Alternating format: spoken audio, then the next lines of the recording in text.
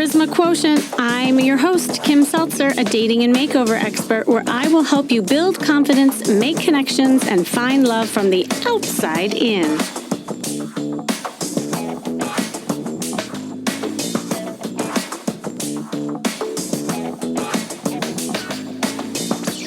Hey, I just wanted to quickly remind you of something before we get into this show. If you haven't heard, I am so excited to share that my live co-ed interactive workshop called Flirt Like a Pro is coming up this Friday, February 11th, and it's just in time for Super Bowl and Valentine's Day. I'm just saying, what good practice.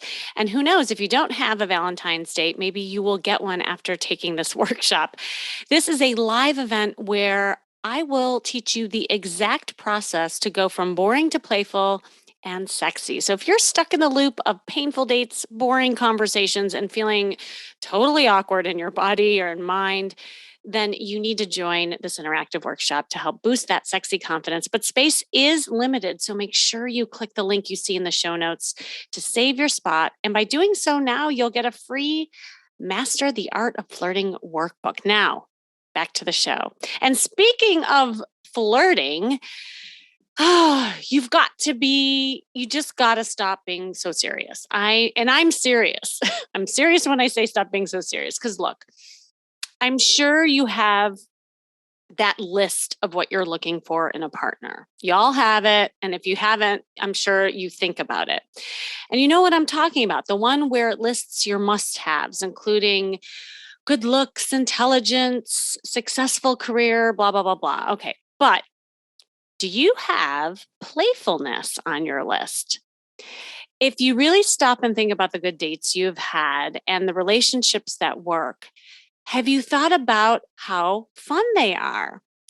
Well, you should. In fact, being fun and playful are the top attributes that people inherently look for when dating and ultimately landing a partner. In fact, studies have shown that a sense of fun is more important to many people than whether someone has a degree, are super intelligent, or is religious. And moreover, other research has demonstrated that playfulness in adults is a desirable trait in sexual selection, which I think is so fascinating. And it's true if you think about it, because it indicates to women a low level of aggression. This is what the studies found.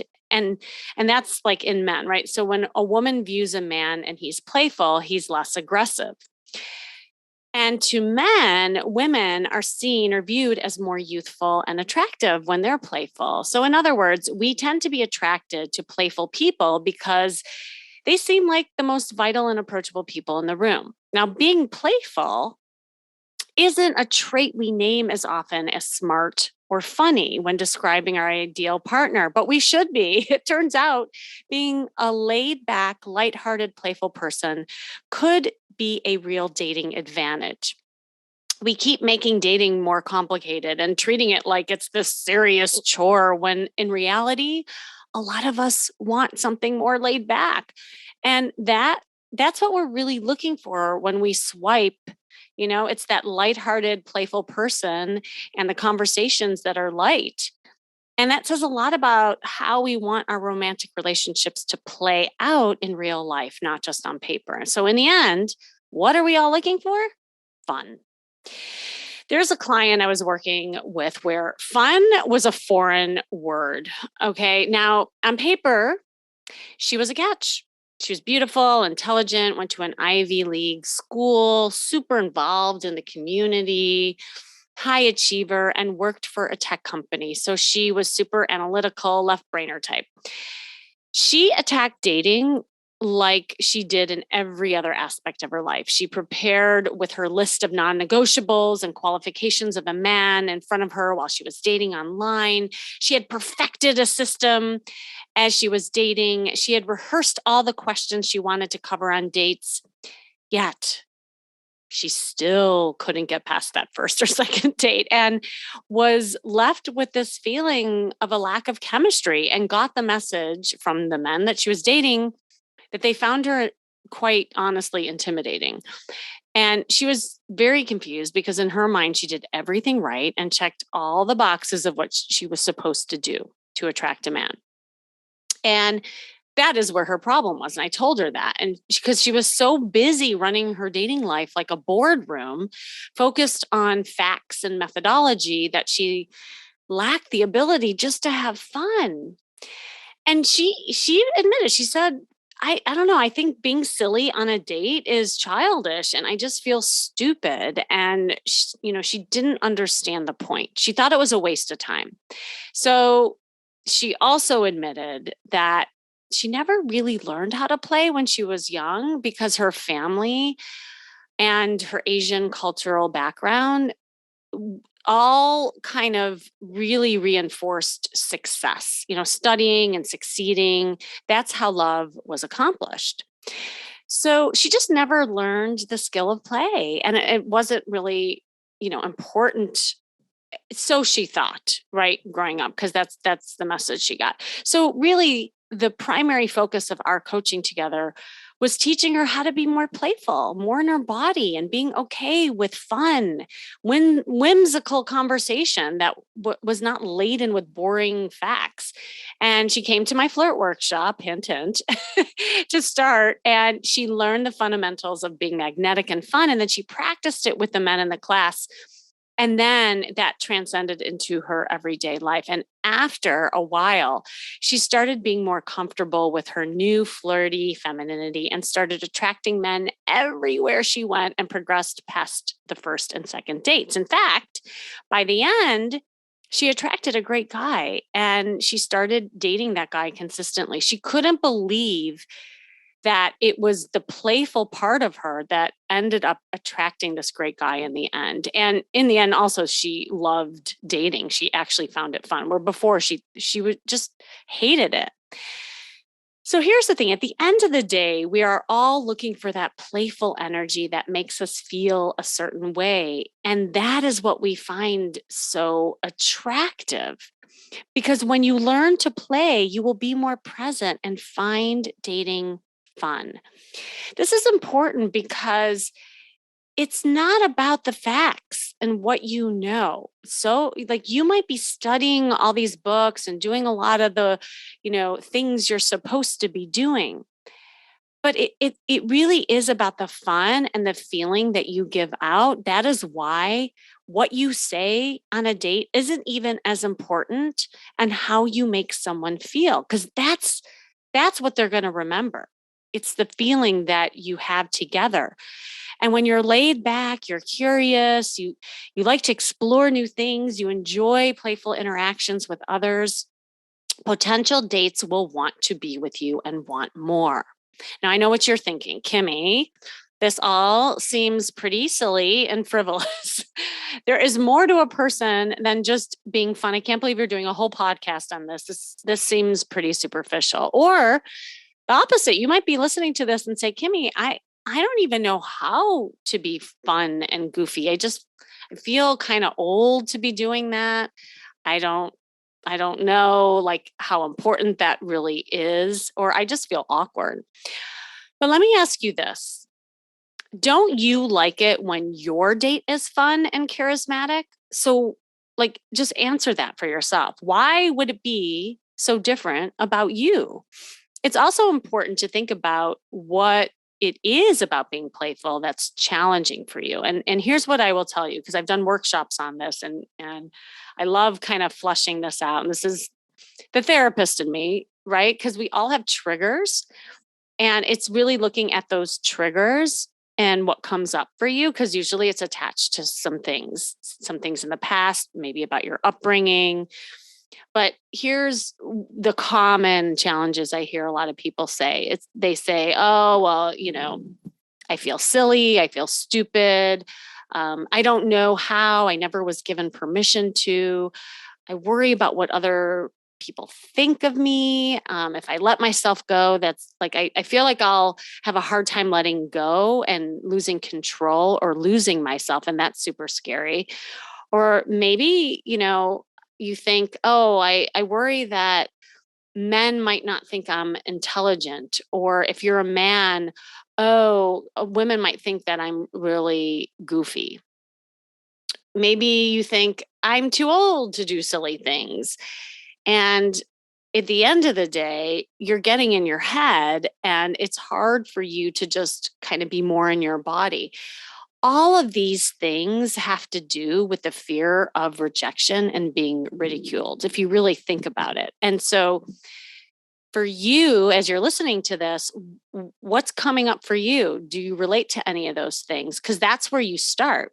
At the end of the day, we're all looking for that playful energy that makes us feel a certain way. And that is what we find so attractive. So when you learn to play, you will be more present and find dating fun. It's refreshing to see playfulness at the top of the must have list, like intelligence and attractiveness. So I love that this is being explored more.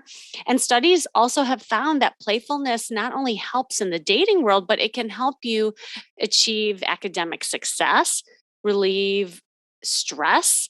It inspires work performance and aid overall. It's like your overall well being. And there's a lot of other benefits that they found. Just so you know how important playfulness is, it can decrease anxiety because you're being more curious and more passionate about things. It increases freedom and options. You have better relationships. It increases attraction. You have it being a stress reliever. It helps you learn a new skill. It gets out of your head and more into your body. Novelty combats boredom. So, like when you're playful, if you're bored with dating or whatever it is that you're doing, when you institute a little playfulness in your life, you're going to break up that pattern for yourself, and that will combat the boredom and create more excitement. Okay, so it's just kind of simple. So you might listen to this and say, okay, all that sounds great, but playing is super hard for me. We've already established that. I want to give you some ideas on how you can start exercising the playful muscle so you do have more fun and create chemistry and are seen as more attractive when you are dating. So, here I'm just going to give you a couple tips so you can write them down. But more importantly, I want you to pick at least two on this list to actually try in the next 2 weeks. Because you might listen to this, and if you are somebody who is in your head and overthinks everything, you'll just listen to this and overthink it and you won't do it. So I just want you to try it and see what happens. All right. The first thing is to really tap into the inner child, like rediscover your childlike wonder. I'll never forget, there was a guy that I was working with, and we were in Whole Foods, and he was just so serious. Like he would be going up to people who were practicing approach, and he'd go up to people and he'd just kind of like say the safe things. Hi, how are you today? Having a nice day, I mean, those are lovely gestures, and it's not that those are bad things to say, but it doesn't stand out, right? And it's hard to create a conversation from that because that's just something a lot of people say to each other. And just as we were talking about being like a kid, this kid, he was about 4 or 5 years old, he comes running up to us out of the blue and said, I like this candy bar. Do you? And it was really cute. It was just like kind of out of nowhere. And we chuckled and we laughed. And I said, what happened to us as adults? Like, why can't we just run up to somebody and say, I like this chocolate bar. Do you? Because if somebody did that, that's kind of super cute. Or if you're, at a coffee shop and you're looking to see what you want, somebody just leans in and says, oh, you should try the vanilla latte. That would be, that's my favorite. What's great about kids is they haven't developed a filter yet, around 4 or 5 years old, because they haven't had enough, hurt or things happen to them that makes them pull back or hold back. So when you tap into your inner child, it's almost like this sense of not hesitating. You just kind of say what's on your mind. And after that example with that kid, when he saw the kid, he just started going up and saying like random things to people, and they laughed, and he started having fun conversations. It really is just getting out of your own way and stop thinking about the perfect thing to say and just be that kid on the playground. Okay, that's the first one. The second one is, I call gamify things. If you find that things are super hard for you, like in ways of play, then you should reward yourself. Like try to experiment with different things and then, make a game of it. When you make things a game or like a contest, it becomes more fun. I'll give you another example of that. Like you can do that for yourself, and you also can do it within your interactions of other people. There was a woman, she was at a dog park and she loves dogs. And that's where she saw a lot of other single eligible men. And she's like, I saw this really cute guy and our dogs were playing with one another. And I got the courage to just say hello. And I said, well, what'd you say to him? And she said, oh, well, I just said hi, and it's again, it's not that it was bad, but it was just like anybody else could have said hi to him. And I said, well, what was like what were the dogs doing? And she said, well, they were racing and they were playing and they were, kind of doing this like dance with each other. I said, what if you just commented on that and made it like a competition or a game by just saying, leaning into him and said, $5 that my dog wins. Now that's funny and that's cute. And that would have like engaged him in a different way. And she left. She's like, oh my gosh, I didn't even think about that. Because here's the thing, like we often are very linear in our conversations. We ask a question, they answer, they maybe ask a question back. But when you gamify things, a lot of times you can create a game by just answering a question with a question. What do you do for a living? What do you think I do for a living? And now we're playing a game. So those are the kinds of things that can be really playful and fun in a conversation. The third tip is be spontaneous. If you're the kind of person that is so scheduled and you have a hard time just, letting go and doing something different, then try to do something different. And you can go one step beyond is that if you know for yourself that you're not going to be spontaneous, schedule a spontaneous day in the week.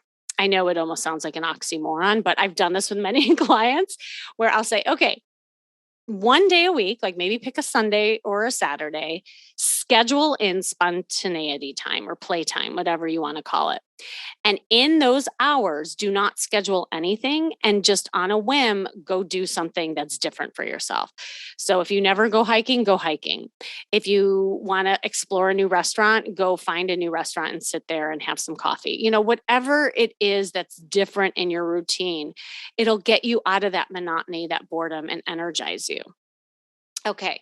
The other tip is get out of your head and get more into your body because part of playfulness happens in the body and in the heart and in your emotion, not in your head.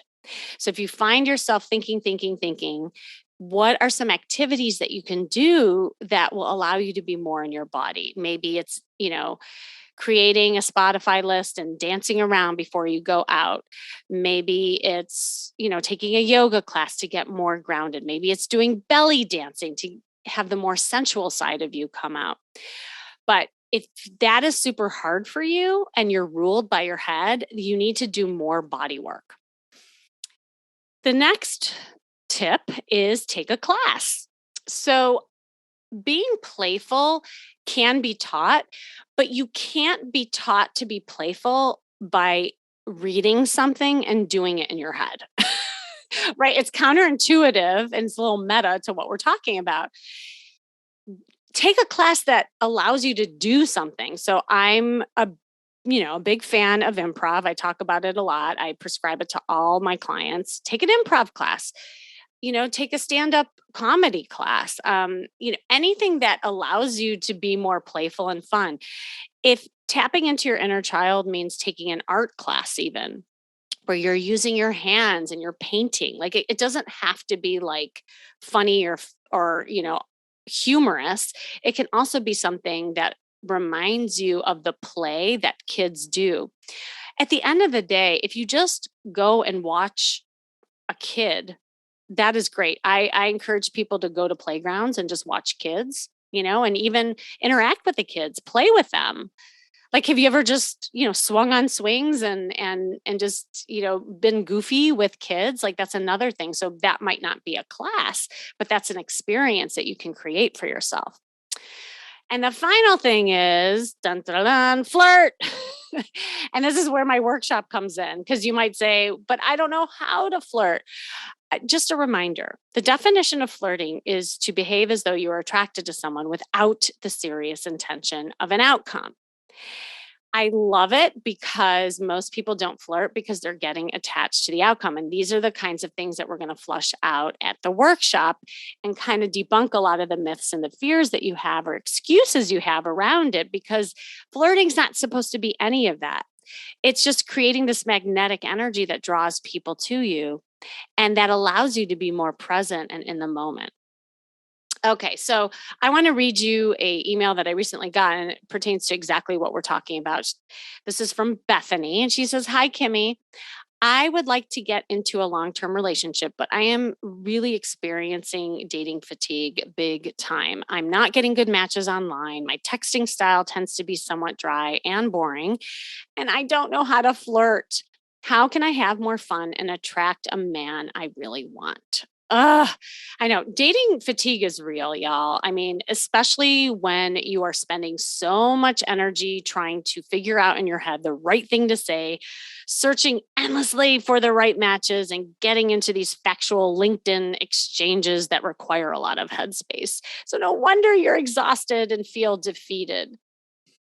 But the truth is, when you learn to let go and stop spending so much of your energy trying to do and say the right things, dating will become more fun, and you'll find your connections full of chemistry, and they will feel more authentic too, to be honest. Because when you're thinking so much, that's not really an authentic place to start. So here's what I want you to try. First of all, take an online dating fast break, just break from the online dating and instead start engaging in spontaneous conversation with strangers and do the childlike activities that I explained right beforehand. Go to a playground, you just laugh. You could even just watch some YouTube videos that make you laugh. Anything that gets you laughing and interacting is what you need right now. Ask people silly questions at the grocery store. Go to the park and run with some kids. Turn on some music and dance at work. Get comfortable being silly, because it sounds like you are super uncomfortable with that and you're ruling by your head. Number two, go back online after you fasted and then treat it like one big party. Don't go on there as if you are trying to vet for your next boyfriend. That's the wrong approach. Stop overthinking every single match. Just start engaging in fun conversations so you see if you can connect in a playful way. Your journey right now is to practice being playful. And the third thing I'll say is just get into your body more. I mean, even before you go online or you go out, dance around, do something that shakes up that kind of linear masculine energy. And finally, take a class like an improv or, of course, my flirt class coming up to learn the art of play and practice with men there. So, the more you let go, and you listening, this is for you too, the more present you will be, and you won't be fatigued with all the dating that you're doing. You'll be having fun instead.